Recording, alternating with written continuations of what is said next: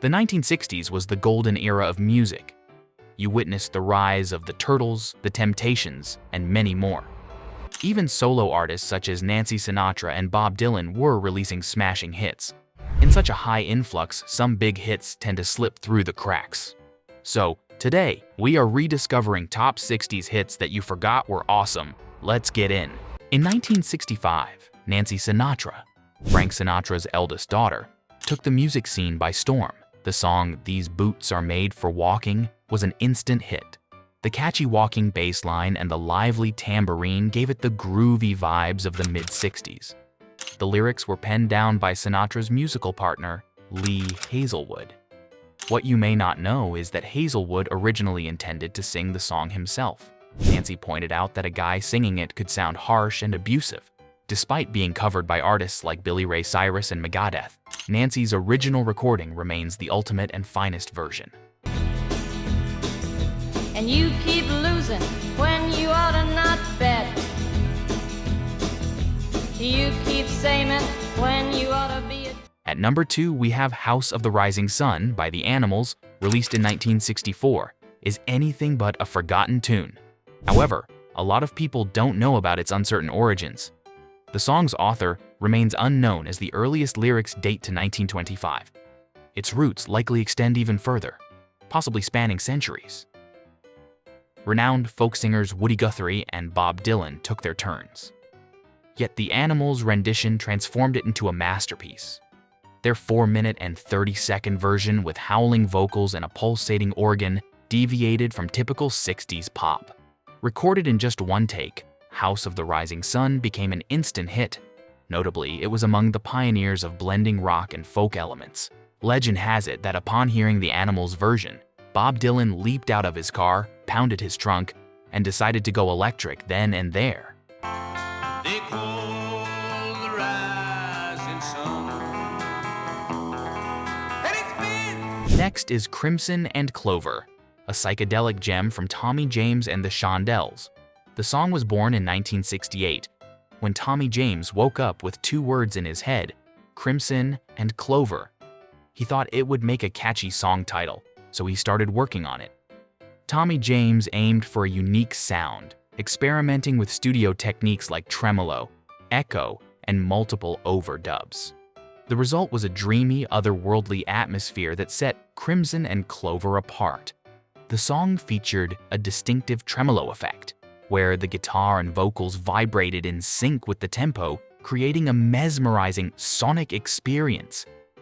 Crimson and Clover shot to number 1, spending over 16 weeks on the charts, dominating even during Christmas.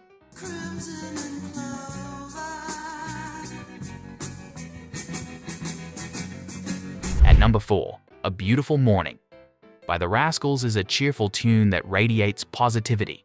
Released in 1968, it's a feel-good anthem with catchy melodies and uplifting lyrics. The song's popularity lies in its infectious optimism, capturing the essence of a bright and joyful morning. The Rascals' harmonious vocals and upbeat instrumentation create a sunny atmosphere that resonated with listeners of the era. Despite being overshadowed by some of the band's other hits, A Beautiful Morning is a testament to its ability to craft memorable, upbeat tunes that continue to bring a smile to those who discover or revisit it.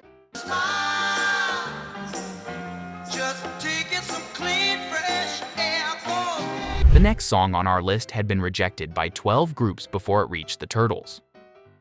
By a stroke of luck and talent, this rejected gem pulled the Turtled into the spotlight during the 60s. The Turtles were struggling to make their mark in the bustling 60s Los Angeles music scene when their label handed Happy Together to the band. A unique blend of folk and psychedelia took this rejected diamond in the rough and transformed it into pop perfection.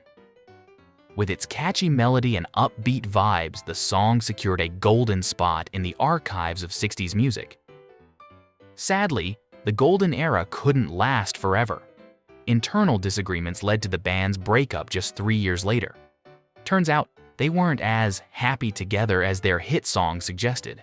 How the world could be so very fine, so happy together.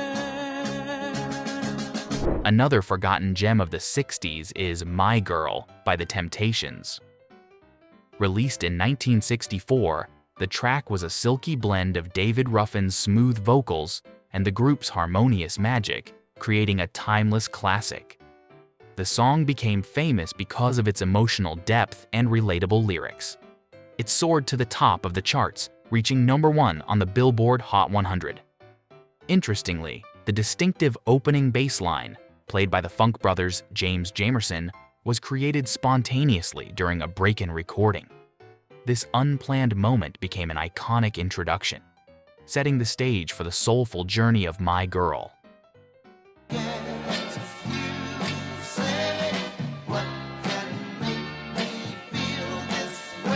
At number 7, you may have heard the song I Want You Back. But did you know it features Michael Jackson from his early days? Yes, that's right. Before the moonwalk and the iconic glove, young Michael was part of the Jackson 5. The Jackson 5 was a Motown group founded in Gary, Indiana in 1964. The group consisted of the Jackson siblings, Jackie, Tito, Jermaine, Marlon, and a young Michael Jackson, who would later become one of the most iconic figures in music history. One of the early hits of the Jackson 5 was I Want You Back. Released in 1969, the song marked their debut single with Motown Records. I Want You Back is a lively and infectious track that showcases Michael Jackson's impressive vocal range even at a young age. The song became an instant success, reaching #1 on the Billboard Hot 100 chart. The success of I Want You Back established the Jackson 5 as a major force in the music industry. The group continued to produce hits like ABC, I'll Be There, and Never Can Say Goodbye.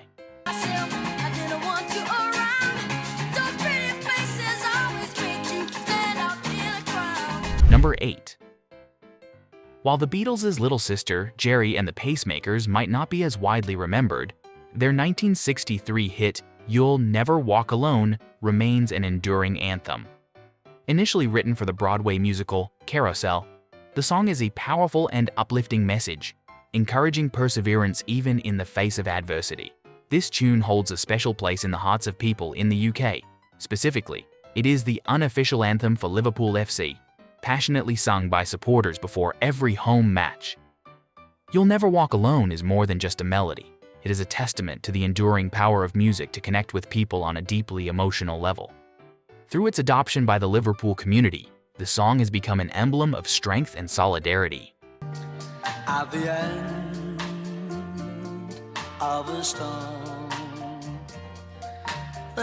Up next, we have the birth of Aquarius, or Let the Sunshine In, by the Fifth Dimension, was triggered by a seemingly minor event.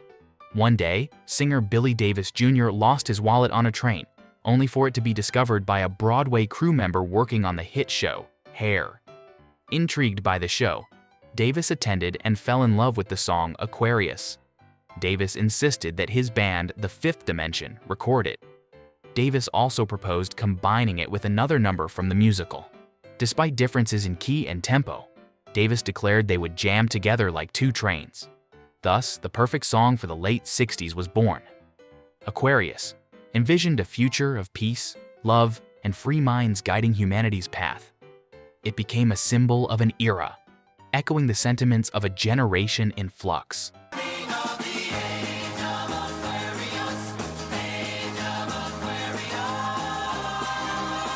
At number 10, we have the Beach Boys, famous for their sunny California sound, brought timeless tunes that surfed into our hearts. One standout gem is God Only Knows. Released in 1966 as part of the album Pet Sounds, this masterpiece showcased the band's evolution beyond surf rock. God Only Knows wasn't just a song, it was a sonic journey. The lush orchestration and heartfelt lyrics enchanted its listeners. The song was a departure from typical pop tunes of the time, incorporating innovative musical arrangements and Brian Wilson's genius production. Critics to this day call it Wilson's masterpiece. I'll make you so sure about it. God only knows what I'd be without. Number 11. In the bustling realm of 1960s music, like a rolling stone, emerged as a revolutionary anthem. Crafted by the legendary Bob Dylan, this 1965 classic is a cultural touchstone. It encapsulated the spirit of rebellion and change. Already a folk icon, Bob Dylan surprised the world by going electric with this track. The move was bold, a defiant departure from his acoustic roots. Released as a single, it became an instant hit, reaching the top 10 on the charts. Its sheer energy and Dylan's raw, emotive vocals marked a seismic shift in the music scene. What sets this masterpiece apart is its length. Clocking in at over 6 minutes, it defied the conventional norms of radio play. Yet, radio stations couldn't resist its charms.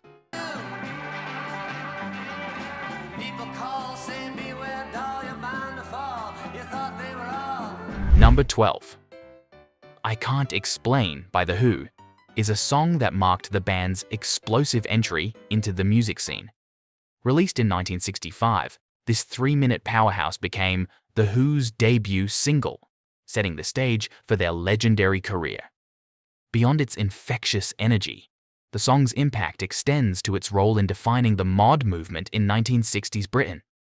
With its catchy melody and rebellious spirit, I Can't Explain became an anthem for the mods, the sharply dressed youth subculture of the time. Despite being a debut, I Can't Explain secured a spot in the top 10 of the UK singles chart. So, the next time you play this track, remember that it's a masterpiece that would shape the essence of rock and roll.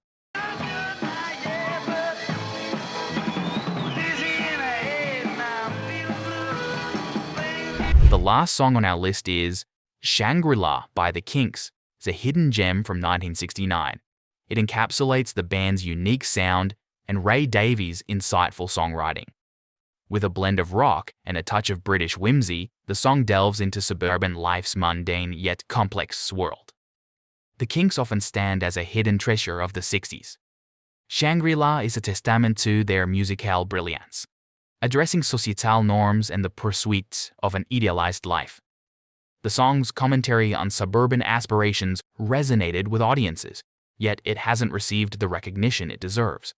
In the 60s, the Kinks navigated through an era dominated by iconic bands, making their contribution somewhat overlooked. However, songs like Shangri-La mark them as a band worth rediscovering.